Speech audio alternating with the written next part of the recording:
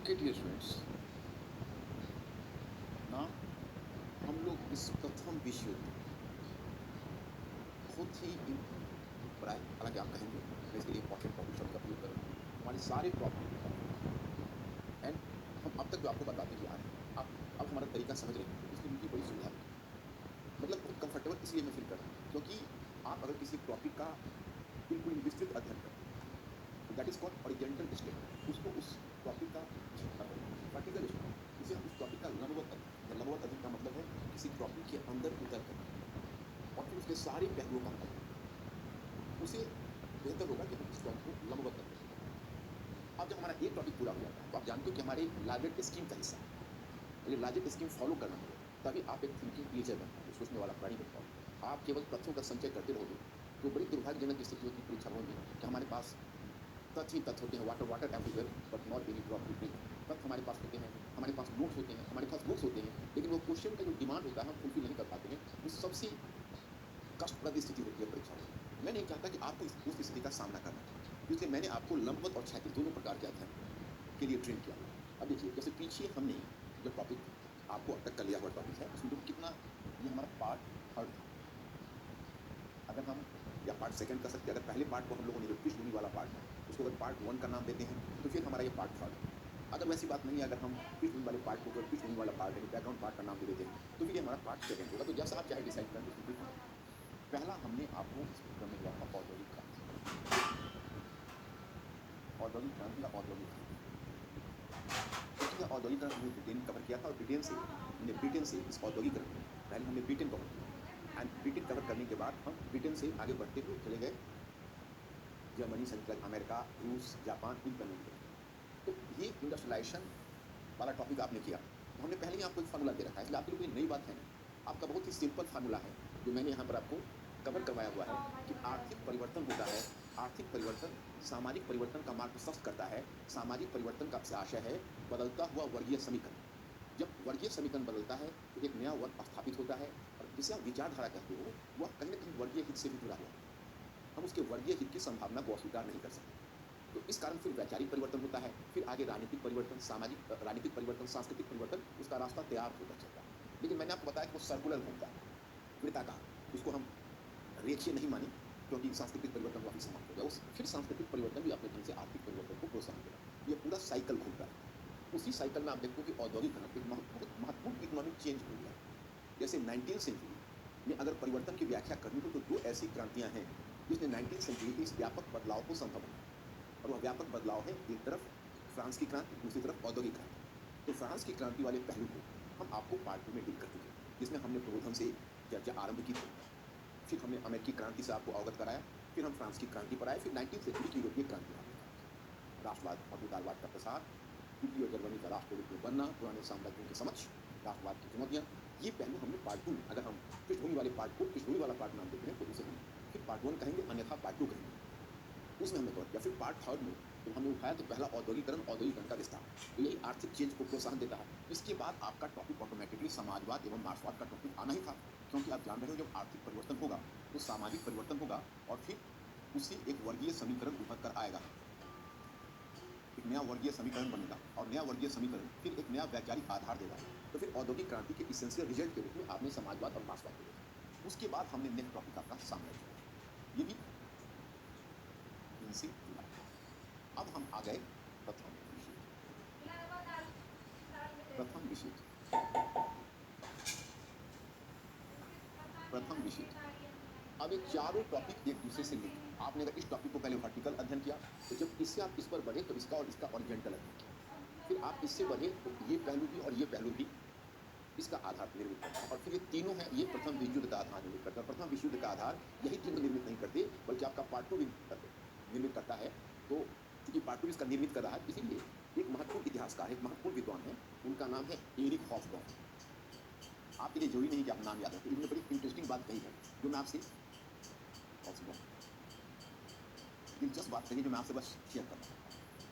तो एरिक हॉफबॉम ने जो बात कही है वो यह है, कहा है, या आप उसको, इस नाम को थोड़ा डिस्टिंग्विश कर देता हूं। हॉफबॉम ने एक नई बात कही, उन्होंने कहा है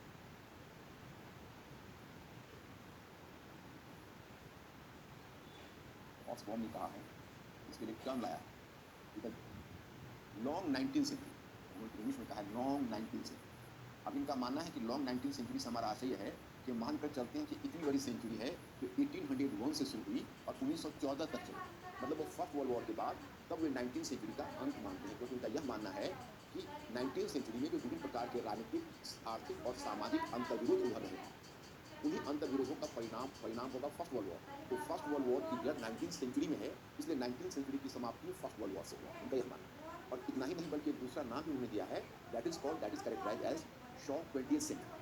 उसको हम शॉर्ट 20th सेंचुरी या अल्पकालीन 20वीं सदी कहते हैं। वो कहते हैं कि 1914 से शुरू होगी सेंचुरी और यह सेंचुरी समाप्त हो जाएगी 1991 में, यानी 1991 में जब सोवियत रूस का विघटन होगा तब जाकर वो सदी समाप्त हो जाएगी। तो बहुत ही इंटरेस्टिंग बात है।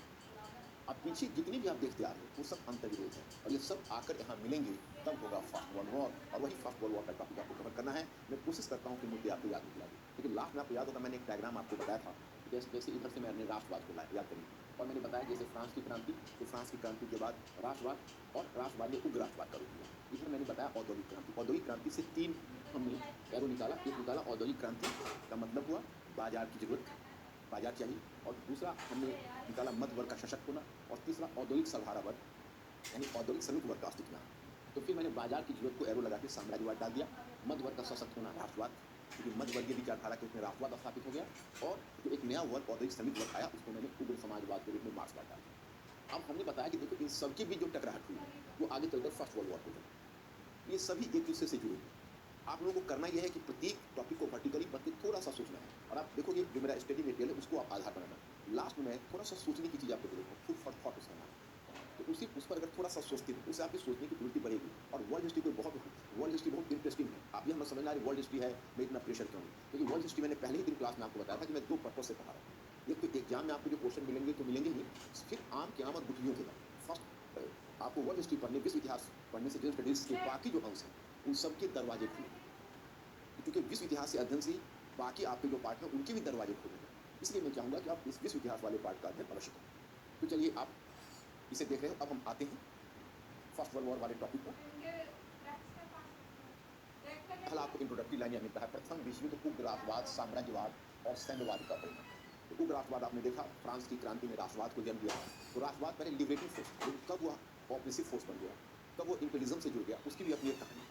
जैसे कई बार क्या होता है कि अत्याचार से लड़ने के लिए कोई बच्चा एक बहुत बड़ा दादा बन जाता है, तो पहले तो अपने आप को सेव करता है, लेकिन एक समय ऐसा आता है कि वह खुद बड़ा दादा बन के दूसरे से फिर दूसरे को उत्पीड़ित करने लगता है, दूसरे को प्रताड़ित करने लगता है। कुछ वही बात राष्ट्रवाद के साथ। राष्ट्रवाद जब आया था तो जन विचारधारा बनकर आया था, राष्ट्रवाद लिबरेटिंग फोर्स के रूप में आया था। राष्ट्रवाद को प्रेरणा रूसों के जनरल विल के विचार से मिल रही थी। सामान्य इच्छा जो मैंने आपको बताया है वो मानकर चलता था कि शक्ति जनता में निवास करती है, इसने राजा के राष्ट्रवाद को जनता के राष्ट्रवाद में तब्दील किया था। लेकिन आगे चलकर वही राष्ट्रवाद ने अपना रूप परिवर्तित कर लिया। अब जो सरकार है वह राष्ट्रवाद का सहारा लेकर साम्राज्यवाद को प्रोत्साहन देने लगी, कमजोर राष्ट्रों कमजोर क्षेत्रों को चलाने लगी, एशियाई अफ्रीकी क्षेत्रों पर के भूभाग पर कब्जा करने लगी। तो इसने साम्राज्यवाद का रूप ले लिया, जिसको हमने सुप्रा नेशनलिज्म का हमने नाम दिया था। इसको कहते हैं अति राष्ट्रवाद का रूप ले लिया। अब यह राष्ट्रवाद तो खतरनाक है, क्योंकि अगर सभी को उपनिवेश चाहिए तो आपस में टकराहट होना पड़ता है। यही मैंने आपको बताया कि विश्व युद्ध उग्र राष्ट्रवाद, साम्राज्यवाद और सैन्यवाद का परिणाम था। प्रथम विश्व युद्ध के लिए उत्तरदायी था। उसमें पहला हम लोग किया, हमने राजनीतिक कारक की चर्चा की या राजनीतिक कारण की चर्चा की। थोड़ा राजनीतिक कारण जानने के लिए हमें थोड़ा सा पीछे चलना पड़ेगा। जर्मनी की एकीकरण, शायद जर्मनी की एकीकरण वाला मुद्दा आपको याद होना चाहिए, क्योंकि मैं आपको बता रहा कि जब तक आप क्लास कवर करें तब तक प्रत्येक मेरा जो स्टडी मटेरियल है, जो मेरी अध्ययन सामग्री है, you are suppose to go through this study material thrice, 3 बार आपको पढ़ना है। उसके बाद आपको फिट हो जाए, आपको खुल जाए। पहले दिन जैसे कल आपको क्लास लेना है, आज एक बार कोशिश करिए जितनी भी समझ में। उसके बाद क्लास लेने के बाद आपको 2 स्टडी मटेरियल पढ़ने, एक आज की एक कल जो आप क्लास में करने वाले, और फिर तीसरी बार जो आपका सप्ताह के अंत में समय मिलता है उसमें एक बार पूरे 6 दिन का रिवीजन करना है। तो 3 बार आपका रिवीजन हो जाए, फिर आपको कोई परेशानी नहीं। जैसे आपने जर्मनी कही है तो 1870 में 1870 में सेडान का युद्ध, और सेडान के युद्ध में प्रशानी, इसका चांसलर बिस्मार्क है, उसने फ्रांस को पराजित किया, क्योंकि जब तक सेडान में फ्रांस की हार नहीं होती तब तक फ्रांस का शासक नेपोलियन तृतीय दक्षिणी जर्मन राज्यों का विलय जर्मनी में नहीं होने देता, यानी प्रशानी नहीं होने देता। लेकिन अंततः यह विलय संभव हुआ क्योंकि वह इस सेडान के युद्ध में पराजित हुआ। यहाँ तक की घटना तो आपने देखी। अब क्या किया कि अब बिस्मार्क की महत्वाकांक्षा वहीं शांत नहीं हुई, फ्रांस बुरी तरह अपमानित हुआ। अब फ्रांस बुरी तरह अपमानित हुआ उसमें, इसलिए यहाँ पर देखो टर्म आता है, उसको कहते हैं फ्रैंकफर्ट डिसीजन। तो मैं आपको यहाँ थोड़ा सा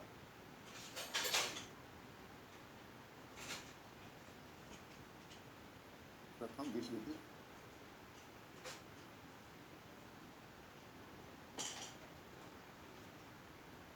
प्रथम विश्व युद्ध। अब यहाँ पर आप कारण में एक संधि देख लें, फ्रैंकफर्ट की संधि। कारणों में तो कई कारण हैं। सबसे पहले राजनीतिक कारक, राजनीतिक कारक। अब ये राजनीतिक कारक में हमने आपको बताया है, जो मेरे पीपीटी में दिया हुआ है। इसमें केवल इतना ही नहीं कि फ्रांस को पराजित कर दक्षिणी जर्मन राज्यों का विलय संभव बना, बल्कि फ्रांस के शासक लुई नेपोलियन, फ्रांस अपमानित हुआ। एक मिरर ऑफ पैलेस हुआ करता था, जो लुई नेपोलियन तृतीय का पैलेस था, और वो राजमहल था, जो यूरोप में शक्तियों प्रतिष्ठा का प्रतीक था। अब वहां पर संधि हुई, और उस संधि में शासक विलियम प्रथम के सिर पर संयुक्त जर्मनी का ताज कोई और नहीं, लुई नेपोलियन तृतीय के हाथ रखा। और फिर एक संधि इस पर थोप दी गई फ्रांस पर, और वो संधि थी फ्रैंकफर्ट की संधि। फ्रैंकफर्ट की संधि। और ये फ्रैंकफर्ट की संधि, ये फ्रैंकफर्ट की संधि 1871 में हुई। और ये संधि के अनुसार क्या हुआ आपको पता है? जैसे जर्मनी से एक क्षेत्र था, जिस क्षेत्र का नाम था एल्सस और लोरेन। एल्सस और लोरेन ये दो क्षेत्र हैं जो फ्रांस से जर्मनी ने छीन लिए। एल्सस और लोरेन ये दो क्षेत्र फ्रांस ने जर्मनी से छीन लिए। अब मैंने आपको बताया कि कुछ नहीं, एक बार थोड़ा सा मानचित्र पर आप नजर रखिए तो हर कुछ क्लियर हो जाए।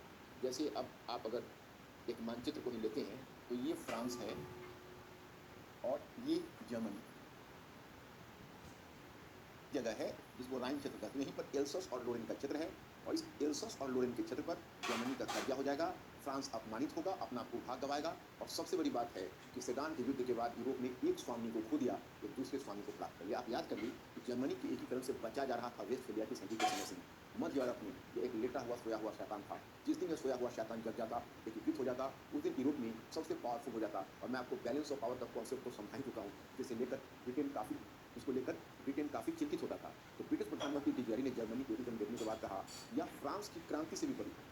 लेकिन तो यूरोप अब इसे पचा नहीं पाएगा, क्योंकि जर्मनी एकीकृत हुआ तो कितना पावरफुल हो गया, उसका नज़ारा आज तक आपको देखने को मिलेगा। अगर यूरोपीय यूनियन भी बनाया गया, तो वहाँ भी जर्मन अर्थव्यवस्था ने बाकी सारे यूरोपीय यूनियन को और पूरे एक संयुक्त यूरोपीय बाजार को असंतुलित करके रख दिया। यह संयुक्त जर्मनी नहीं पड़ेगा। अब देखिए, अब ये फ्रैंकफर्ट की संधि तो हुई, मैंने आपको बताया जो फ्रैंकफर्ट की संधि हुई। अब जो प्रशा का चांसलर पहले बिस्मार्क था, वो प्रशा का चांसलर बिस्मार्क अब वो पूरी जर्मनी का चांसलर, पूरे जर्मनी का चांसलर बन गया। अब देखिए उसके सामने चुनौती क्या है। अब बिस्मार्क की विदेश नीति का अपना एक अलग तरीका है। बिस्मार्क का मानना है कि जर्मनी एक संयुक्त राष्ट्र है। अब जर्मनी को किसी नए क्षेत्र में विस्तार करने की जरूरत नहीं। जर्मनी अपने आप में बहुत बहुत बड़ा आकार का होगा, उसे अन्य महाद्वीपों में विस्तार करने की जरूरत नहीं है, उसे यूरोप में भी और ज़्यादा विस्तार करने की जरूरत नहीं है, बल्कि उसकी कोशिश केवल यही होनी चाहिए कि वह उसकी अपनी एकता और अखंडता बचे। और वह समझ रहा था कि भविष्य में जर्मनी की एकता और अखंडता के लिए सबसे बड़ा खतरा फ्रांस होगा, क्योंकि फ्रांस प्रतिशोध की ज्वाला में जल रहा है। वो फ्रैंकफर्ट संधि के अपमान को नहीं भूल पाया। अब देखो यही एक दिलचस्प चीज़ है। अब बिस्मार्क की सबसे बड़ी चिंता क्या है?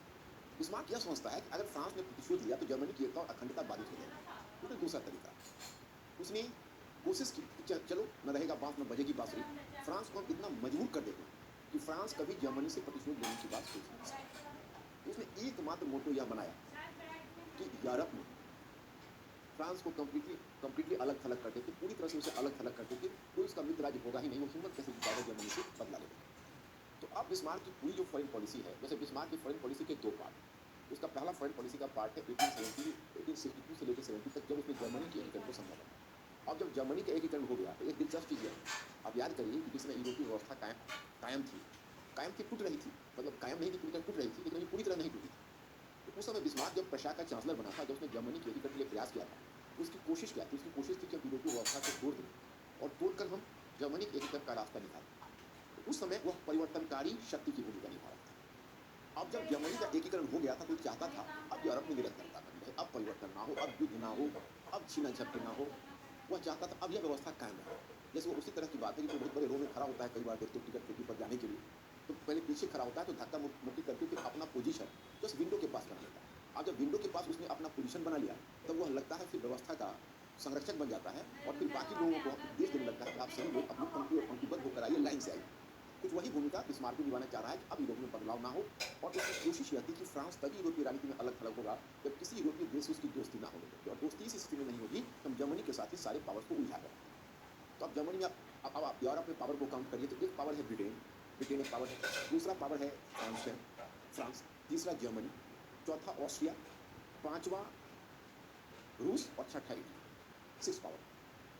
तो अब उसकी कोशिश यह है कि एक तो फ्रांस हुआ और एक जर्मनी हुआ, दोनों पावर इसको माइनस करिए, दोनों तो राइवल, तो अब बच गए 4 पावर। तो 4 पावर में ऑस्ट्रिया है, रूस, ब्रिटेन ब्रिटेन और इटली। तो अब उसका फॉर्मूला यह है 3+1, 3 शक्तियां हमारे साथ हो और एक शक्ति हमसे ज़्यादा दूर हो।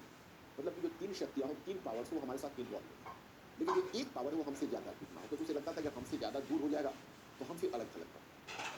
इसलिए आपको गौर यह करना है कि उसकी कोशिश यह है कि हम एक गठबंधन कायम करें और उस गठबंधन के माध्यम से हम फ्रांस को अलग थलग करें। तो क्या इसकी तो बड़ी लंबी कहानी है और आप लोगों को जेल स्टडीज़ के लिए पढ़ना है, तो मैं उस लंबी कहानी से आपको बचाता हूँ, क्योंकि जब मैं लंबी कहानी बता भी दूंगा तो आपको याद नहीं रहेगा। आप केवल इतना ध्यान रखिएगा राजनीतिक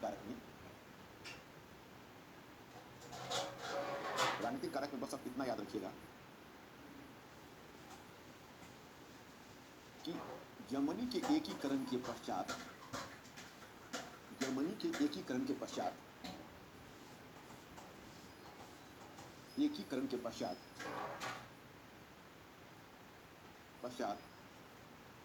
बिस्मार्क की विदेश नीति का उद्देश्य रहा था बिस्मार्क की विदेश नीति का उद्देश्य रहा था विदेश नीति का उद्देश्य रहा था फ्रांस को विदेश नीति का उद्देश्य रहा था फ्रांस को अलग थलग कर देना, फ्रांस को अलग थलग कर देना। बिस्मार्क की विदेश नीति का उद्देश्य रहा था फ्रांस को अलग थलग कर देना के लिए, जिसके लिए उसने गुटबंदी की शुरुआत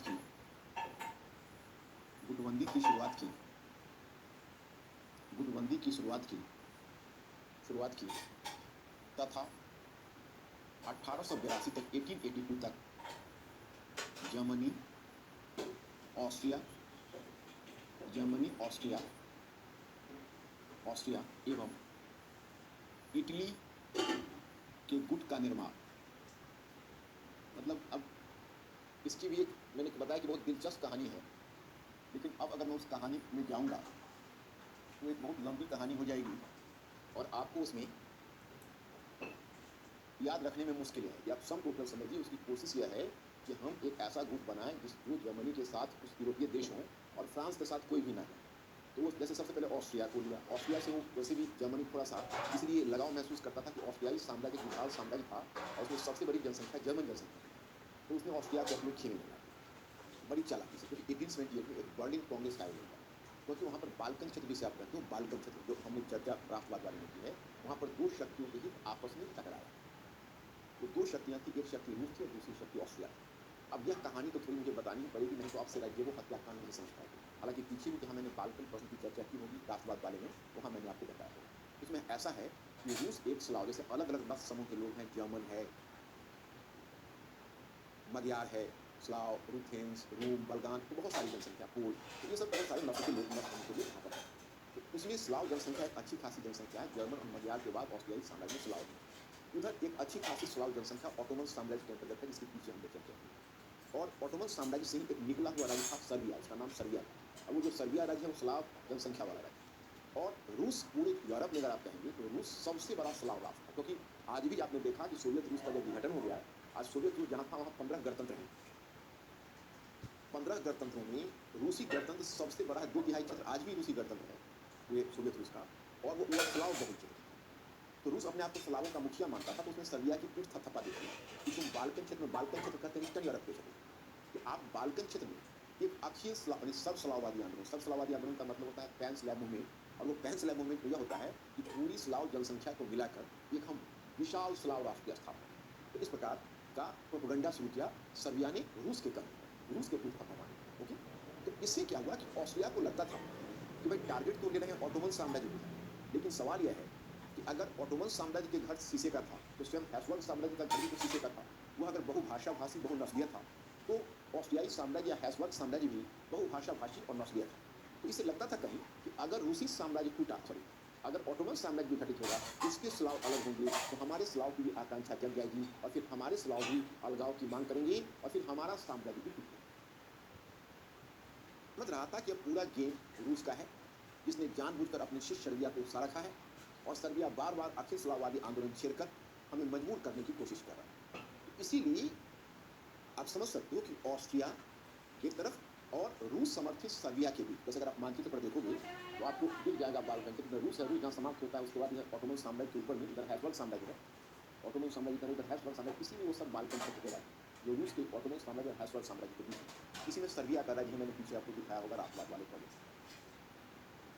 क्या डर है? अब डर है ऑस्ट्रिया को, अगर ऑटोमन साम्राज्य टूटेगा तो ऑटोमन साम्राज्य के टूटने के बाद हैब्सबर्ग साम्राज्य नहीं बचेगा, उसकी टूटन भी निश्चित हो जाएगी। वो उसका उसका प्लान यह है, वो किसी तरह चाहता है कि टूटन से रुक जाए, टूटन से रुक जाए। वो जान रहा है कि इसलिए सर्बिया के पावर को चेक करना आवश्यक है। अभी फिलहाल इस कहानी को यहाँ रोकते हैं और हम आपको बताते हैं कि यही सराजेवो हत्याकांड प्रथम विश्व युद्ध का अकस्मात कारण होगा, जिसकी चर्चा हम आपसे आगे करें। फिलहाल मैं यह बताना चाहता हूँ कि 1878 में एक बड़ा ही, जैसे शुरू में क्या सोचा था जर्मनी में कि चलो हम पहले ऑस्ट्रिया, रूस और जर्मनी को मिलाकर एक गठबंधन बनाते हैं, लेकिन बाल्कन क्षेत्र में अब रूस और ऑस्ट्रिया इन दोनों को एक साथ लेकर चलना, तराजू के दो पदों पर दो मेढक को तौलना बराबर है, क्योंकि मेढक में आप जानते होंगे एक को तराजू के एक पल्ले पर होगा तो दूसरा जम करके निकल जाएगा, तो वही हाल दोनों में पड़ा था। तो अंत में क्या हुआ कि बाल्कन क्षेत्र में इतना अधिक तनाव हुआ और ब्रिटेन को तो रूस से पहले से ही चिर है, आप देख रहे हो ब्रिटेन को रूस से चिर है, क्योंकि ब्रिटेन को चिर इसलिए है कि रूस चाहता है कि हम ऑटोमन साम्राज्य के अच्छे खासे भाग पर कब्जा कर लें, और जैसा कि मैंने बताया था एक काला सागर है, काला सागर था ऑटोमन साम्राज्य के नियंत्रण में।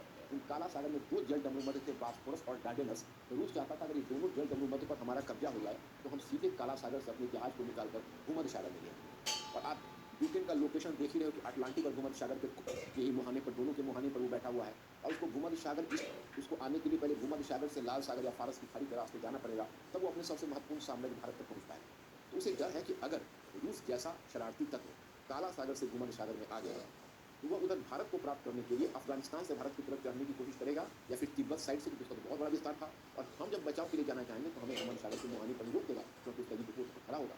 तो ब्रिटेन बहुत डर जाता था, ब्रिटेन को कहना था कि नहीं, रूस कभी भी काला सागर से भूमध्य सागर में नहीं आना चाहिए। इसलिए ब्रिटेन भी गुस्सा खाया हुआ था। 1878 में इन्हीं सब मुद्दों के निपटारे के लिए बर्लिन में एक कांग्रेस का आयोजन हुआ था, और बिस्मार्क ने उसकी अध्यक्षता की। इससे पहले आपने गौर किया होगा जो भी महत्वपूर्ण सम्मेलन होता था वो पेरिस में होता था। इस बार वो सम्मेलन बर्लिन में क्यों हो रहा है? क्योंकि अब यूरोप ने एक स्वामी को खो दिया, वह स्वामी है फ्रांस, और एक दूसरे स्वामी को प्राप्त कर लिया, और स्वामी है जर्मनी।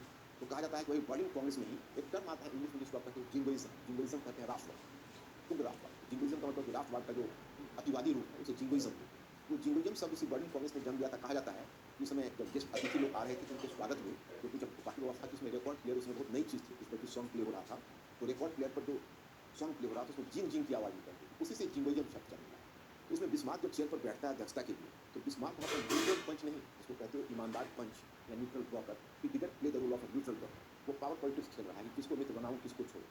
तो एक देख रहा है कि दो क्लाइंट हैं हमारे सामने, ऑस्ट्रिया है दूसरा रूस है, और संयोग ऐसा है कि ब्रिटेन भी का जो भी एंटी रूस अप्रोच है, तो उसने चुन लिया ऑस्ट्रिया और रूस को नजरअंदाज कर दिया। अब क्या नजरअंदाज किया तो वो भी एक छोटी सी कहानी है, लेकिन सराजेवो हत्याकांड के लिए तो जानना आपके लिए जरूरी है, तो मुझे बताना पड़ेगा। जैसे जैसे आप यह मानकर चलिए कि यह हैब्सबर्ग साम्राज्य और ये ऑटोमन साम्राज्य है, और ऑटोमन साम्राज्य में भी कुछ कुछ भूभाग है इस तरह का, इसमें सर्बिया है, और इसी में एक क्षेत्र था जिसका नाम था बोस्निया हर्जेगोविना, इसका नाम था बोस्निया और हर्जेगोविना, ये दो क्षेत्र थे। तो क्या था कि इन दोनों में स्लाव जनसंख्या थी, तो स्लाव जनसंख्या थी तो सर्बिया ने जानबूझकर वहाँ उकसाए कि भाई तुम स्वतंत्र हो। तो बोस्निया और हर्जेगोविना में स्वतंत्रता के लिए आंदोलन शुरू हो गया। तो जब ऑटोमन साम्राज्य ने उसका दमन शुरू किया था तो रूस ने उसमें हस्तक्षेप कर दिया, और रूस ने हस्तक्षेप करके और ऑटोमन साम्राज्य को दबा तो दिया, और साथ ही उसने ऑटोमन साम्राज्य से बहुत सारे कंसेशंस भी दिए। तो जब यह काम रूस ने किया तो अब ब्रिटेन इस बात से नाराज हो गया, क्योंकि उसको लगता था ये फिर काला सागर से भूमध्य सागर में आने की पूरी साजिश कर रहा है। उधर ऑस्ट्रिया है वो परेशान है कि अगर बोस्निया हर्जेगोविना स्वतंत्र होगा तो मेरे क्षेत्र में यहाँ बहुत अच्छी खासी स्लाव जनसंख्या है, ये सभी स्वतंत्रता की मांग करने लगेंगे। यही मुद्दा वहाँ पर आरा पड़ा है।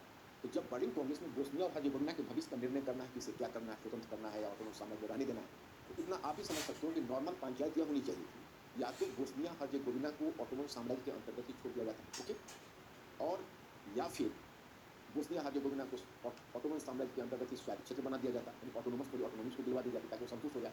तीसरा विकल्प था उसको स्वतंत्र करके एक राष्ट्रीय बना दिया जाता। ये तीनों विकल्प तार्किक लगता है, लेकिन जो जो निर्णय एक ब्रोकर के रूप में बिस्मार्क ने लिया वह सबको आश्चर्य करने वाली बात थी। उसने क्या कहा ये बोस्निया हर्जेगोविना का क्षेत्र है, वह ऑटोमन साम्राज्य से निकलकर ऑस्ट्रिया के संरक्षण में रहेगा और ऑस्ट्रियाई साम्राज्य उसको संरक्षण में रखेगा और देखेगा कि उनके साथ अच्छे ढंग से शासन हो। अब इस बात से सर्बिया को गहरा धक्का लगा कि भाई ये ऑस्ट्रियाई साम्राज्य कौन होता है उसे संरक्षण में लेने वाला। तो इसी तरह की बात है कि दो के बीच अगर लैंड डिस्प्यूट है तो उठाकर तीसरी पार्टी को आप दे देते हो कि आप इसी भूमि को जोतो पूर्व और खाओ। ये क्या पंचायत थी। और रूस को भी धक्का लगा, लेकिन यहाँ तो बिस्मार्क चाहता था कि ऑस्ट्रिया को अपने खेमे में ले ले। अब इस बात इन दोनों क्षेत्र का नाम आप इसलिए याद रखिए, यही बोस्निया की राजधानी होगी सेराजेवो, जहाँ पर ऑस्ट्रिया का राजकुमार आर्चड्यूक फर्डिनेंड वहाँ जाएगा और वहाँ पर वह यात्रा के लिए जाएगा और वहीं पर एक टेररिस्ट उसे गोली मार देगा पत्नी के साथ, तो उसकी हत्या हो गया। वही फर्स्ट वर्ल्ड वॉर का तात्कालिक कारण है। इसलिए ये घटना अपने आप में आपके लिए बड़ी दिलचस्प है। तो इस तरह से बिस्मार्क महोदय ने पंचायत कर दी। अब पंचायत कर दी तो एक इसका फायदा बिस्मार्क को यह मिला कि उसके अगले वर्ष ऑस्ट्रिया अब जर्मनी अथवा बिस्मार्क के खेमे में, अब ऑस्ट्रिया था वो बिस्मार्क एक खेमे में आ गया। तो 1879 में जर्मनी ऑस्ट्रिया के बीच एक गुट बन गया, रक्षात्मक गुट में यह होता है कि ऐसा नहीं कि हम किसी पर आक्रमण करेंगे तो तुम हमारे साथ जाओगे। रक्षात्मक गुट का मतलब हुआ कि कोई अगर तीसरी पार्टी हम पर आक्रमण करता है तो तुम हमारे साथ करोगे, यही हुआ।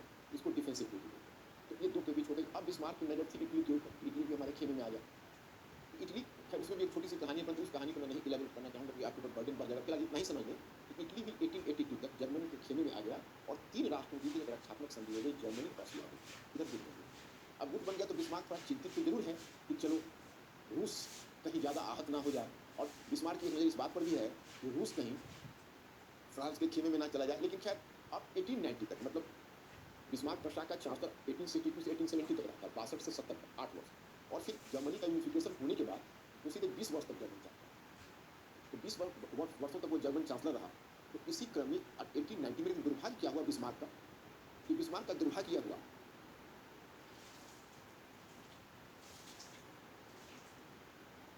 प्रथम जो जर्मनी के एकीकरण के समय प्रशा का शासन, वो बिस्मार्क पर ब्लाइंड फेथ रखता था, बहुत ज़्यादा विश्वास करता था। फॉरेन पॉलिसी के मामले में बिस्मार्क को कितनी आज़ादी थी आप यही समझिए कि Bismarck being a chancellor, chancellor का मतलब उसमें प्रधानमंत्री होता था, prime minister, being a chancellor Bismarck ने कभी भी अपना विदेश मंत्री नहीं रखा। एक्सटर्नल अफेयर्स डिपार्टमेंट उसका हमेशा प्राइम मिनिस्टर के अधीन है। कहा जाता है कि केवल वो विदेश मंत्रालय में किरानियों की नियुक्ति करता था, कलर्स की, जिसको मिडनाइट में करीब 12 बजे रात में एक उसको आदेश चला जाता था प्राइम मिनिस्टर के ऑफिस से कि तुमको यह टाइप करना है और चिपका कर कल अनाउंस किया था। मतलब लास्ट मोमेंट तक स्वयं एक्सटर्नल अफेयर्स डिपार्टमेंट के डिफरेंट कर्मचारी होते थे, उनको भी पता नहीं होता था कि अमुक नीति पर सरकार की क्या घोषणा है। इतना अद्भुत उसका कंट्रोल। लेकिन हुआ ऐसा कि अब विलियम प्रथम मर गया, उसका डेथ हुआ और उसका उत्तराधिकारी हुआ विलियम द्वितीय अथवा विलियम कैसर। विलियम कैसर डिसीज, यह बिस्मार्क की नीति से खुश नहीं था और यह अपना अलग प्रकार की महत्वाकांक्षा था। उसने बिस्मार्क की नीति को उलट दिया। मतलब जहाँ जहाँ बिस्मार्क, अब इसकी भी एक कहानी है, अब इस कहानी में मैं नहीं ले जाना चाहूँगा, इतना व्यस्त में मैं क्यों आपको ले जाऊँ, जिसकी जरूरत है उतनी बता दूँ। उसने बिस्मार्क की नीति को उलटना शुरू कर दिया। लेकिन एक नीति मुझे बतानी पड़ेगी ताकि आपको यह पता चलेगा कि जर्मनी और ब्रिटेन में बहुत अच्छा संबंध चला आ रहा था। तो फिर आखिर ब्रिटेन क्यों जर्मनी के खिलाफ हो गया, या वर्ल्ड वॉर में ब्रिटेन और जर्मनी अलग अलग क्यों लड़े, इतना जानने का हक आपको है, ये मैं बताऊँ। एक्चुअली हुआ ऐसा कि जिस समय आप याद है मैंने पीछे बताया था कि पीछे क्रीमिया के युद्ध 1856 से लेकर 1870 के बीच डोमिनेंट फिगर यानी यूरोप का प्रभावी नेता फ्रांस का शासक लुई नेपोलियन को दिया। और आपको मैंने यही बताया था कि ब्रिटेन और फ्रांस दोनों मिलकर तुर्की के पक्ष में और रूस के बीच क्रीमिया का युद्ध लड़े थे और रूस को पराजित किया। अब एक तरह से मैंने आपको बताया था कि ब्रिटेन कभी भी यूरोप की महाद्वीपीय राजनीति में बहुत दिलचस्पी नहीं लेता था। ब्रिटेन यूरोप की महाद्वीपीय राजनीति में तभी दिलचस्पी लेता था जब शक्ति संतुलन बिगड़ जाता, और जब शक्ति संतुलन बिगड़ जाता तो यूरोप की महाद्वीपीय राजनीति में लौट आता था और फिर वह एक बार शक्ति संतुलन को पुनर्स्थापित करके फिर चला जाता। तो क्रीमिया के युद्ध से पहले शक्ति संतुलन बिगड़ने लगा था, रूस की महत्वाकांक्षा बढ़ने लगी थी, रूस की महत्वाकांक्षा पर अंकुश लगाना आवश्यक था, इसलिए ब्रिटेन की यूरोप की महाद्वीपीय राजनीति में आया और रूस की महत्वाकांक्षा पर अंकुश लगाने के बाद फिर वो चला गया। तो जिस समय बिस्मार्क रिवाइज कर रहा था, यूरोपीय व्यवस्था को तोड़ रहा था, तो बिस्मार्क में यह डर था कि कहीं ब्रिटेन को यह गलतफहमी न हो जाए कि हम यूरोप की पूरी व्यवस्था को नष्ट करने वाले हैं, तो ब्रिटेन जरूर डर जाएगा कि शक्ति संतुलन बिगड़ जाएगा, तो कहीं ऐसा हो कि ब्रिटेन का सिंपैथी फ्रांस के साथ हो जाए। एक तरह से बिस्मार्क ने ब्रिटेन को आश्वासन दिया हुआ था कि हम भी आप ही के लोग हैं, हमारे द्वारा ये बदलाव लाने से यूरोपीय व्यवस्था में कोई फर्क नहीं है। इस तरह से ब्रिटेन ने भी शांति बनाए रखी। ब्रिटेन को लगा कोई नहीं। जब सेडान की युद्ध फ्रांस का मान मर्दन जर्मनी में किया, यानी प्रशा ने किया, फिर जर्मनी का एकीकरण हुआ, तो ब्रिटेन के लिए चिंता की बात थी, क्योंकि जर्मनी के एकीकरण का मतलब है यूरोप का शक्ति संतुलन बिगड़ जाना, ज़्यादा पावरफुल हो जाएगा यह। तो उसमें मैंने आपको बताया है कि ब्रिटिश गवर्नमेंट की जुलाई ने कहा था कि इसने तो फ्रांस की क्रांति से बड़ा परिणाम पैदा किया ब्रिटेन नहीं देगी। लेकिन बिस्मार्क ने एक तरह से आश्वस्त किया हुआ था, नहीं हम बिल्कुल ही भूमिका निभाएंगे, संतुलनकारी भूमिका निभाएंगे। तो तो बिस्मार्क बड़ी चालाकी से ब्रिटेन को अपने विश्वास में लिया था। बड़ी कांग्रेस में उसने बिस्मार्क को फेमस किया, सॉरी ब्रिटेन को फेमस किया। तो ब्रिटेन जर्मनी के गुड इंटेंशन से खुश रहता है और बिस्मार्क इस बात को जानता था कि ब्रिटेन की दो कमजोर नस है, अगर उस पर अंगुली डालोगे तब वो टीम आउट होगा, कभी उस पर अंगुली मत डालो। एक ब्रिटेन की जो ग्लोबल एम्पायर वैश्विक साम्राज्य उसको चुनौती देने की कोशिश की। मतलब कि उपनिवेश की तरफ मत जाओ और ब्रिटेन को चैलेंज करो। तो उसका तो अपना क्लियर कट ऑब्जेक्टिव था कि जर्मनी एक संयुक्त राष्ट्र है, उसको अन्य महाद्वीपों में जाना चाहिए, नहीं तो ब्रिटेन इस बात से बेफिक्र। दूसरी बात है कि ब्रिटेन हमेशा अपनी नौसैनिक श्रेष्ठता को सर्वोच्च बनाए रखना चाहता है। ब्रिटेन नहीं चाहता था कि उसकी नौसैनिक क्षमता से अधिक किसी अन्य राष्ट्र की नौसैनिक क्षमता हो। तो बिस्मार्क ने जर्मन सेना को बहुत मजबूत बनाया, जर्मन आर्मी को। कहा जाता है कि जर्मन आर्मी की कोई शानी नहीं। जिसका मैं उदाहरण देता हूँ, जब भारत की आज़ादी की बात हुई थी तो ब्रिटिश प्रधानमंत्री चर्चिल ने एक तरह से भारत को चैलेंज किया, कहा था कि आप अगर इंडिपेंडेंट हो जाओगे तो आपका जितना प्लुरलिस्टिक कैरेक्टर है, मतलब जितना आपका विविधतामूलक चरित्र है, उसमें आप अपनी एकता और अखंडता को कैसे बनाकर रखोगे। आपको अपनी एकता और अखंडता को बनाए रखने के लिए प्रशासन, ब्रिटिश ब्यूरोक्रेसी और जर्मन सेना की जरूरत है। तो अब you can very well imagine कि जर्मन सेना कितना इलस्ट्रियस था, जर्मन सेना कितना बड़ा उदाहरण था कि बिना जर्मन सेना की सहायता के आप नहीं चल पाओगे। तो जर्मन सेना का उदाहरण दिया जाता है, दृष्टांत दिया जाता है, कितना मजबूत सेना थी। लेकिन बिस्मार्क ने अपनी नौसैनिक क्षमता को देखा। अब जो नए शासक विलियम कैसर जो आए, एक काम उसने मतलब दो कैप्टन था। जैसे बिस्मार्क की कोशिश यह थी कि ऑस्ट्रिया से हमारी मित्रता रहे, लेकिन वह रूस को भी बहुत अलग थलग नहीं करना चाहता था। किसी न किसी तरह से उसका रूस को भी उलझाए रखना चाहता था अपने साथ। लेकिन उसने जो रूस के साथ नीति अपनाई थी उससे विलियम कैसर खुश नहीं था, यानी विलियम था। तो 1890 में बिस्मार्क ने चांसलर के पद से रिजाइन किया और उसका रिजाइन करने का मतलब था उसका जो फॉरेन पॉलिसी था वो इतना जटिल था कि दूसरा कोई भी प्राइम मिनिस्टर उसको संभाल नहीं सकता। जैसे उसका जो सक्सेसर चांसलर हुआ था उसका मैं एक बात, हेनरी किसिंजर ने एक बात कही, बड़ी दिलचस्प बात है जो मैं आपको शेयर करना चाहूँगा। वॉन लियो उसका नाम था, नाम से कोई खास मतलब नहीं, वॉन लियो उसका नाम था। तो जब वो चांसलर बना तो बिस्मार्क की विदेश नीति को देख कर उसका दिमाग घूम गया। उसने कहा एक तरफ बिस्मार्क एक साथ 5 गेंदों से खेलता था, मतलब 5 राष्ट्रों को रिहाई हुए था अपने साथ, लेकिन मैं तो 2 गेंद से भी नहीं खेल पा रहा, 5 बॉल से खेलता था, हम तो 2 बॉल से भी नहीं खेल पा रहे। तो बेसिकली ये जो उसका स्टेटमेंट है वो स्टेटमेंट क्या दर्शाता है, फॉरेन पॉलिसी इतनी जटिल थी कि दूसरा संभाल भी नहीं सकता। और अब इस पर पूरा डोमिनेंस हो गया विलियम कैसर का। तो विलियम कैसर ने गलती क्या की थी, उसने ऑस्ट्रिया के साथ बहुत ज़्यादा झुकाव दिखाया, मतलब इतना झुकाव ऑस्ट्रिया के साथ उसने दिखा दिया कि धीरे धीरे रूस अलग थलग पड़ने लगा और रूस ने जाकर 1894 में फ्रांस के साथ एक द्विगुट संधि, मतलब दो रक्षात्मक संधि, यानी रूस और फ्रांस के बीच 1894 में संधि, दो गुट मतलब एक त्रिगुट उधर था 1882 में जर्मनी ऑस्ट्रिया इटली, इधर एक फ्रांस और रूस का बन गया। तो पहली बात तो उधर त्रिगुट बन गई। और देखिए और क्या कर रहा है, अब क्या है कि विलियम इस बात को, जर्मनी ने हालांकि बोस्निया हर्जेगोविना रूस के संरक्षण में रखा था, लेकिन वह पूरा इस बात के लिए तैयार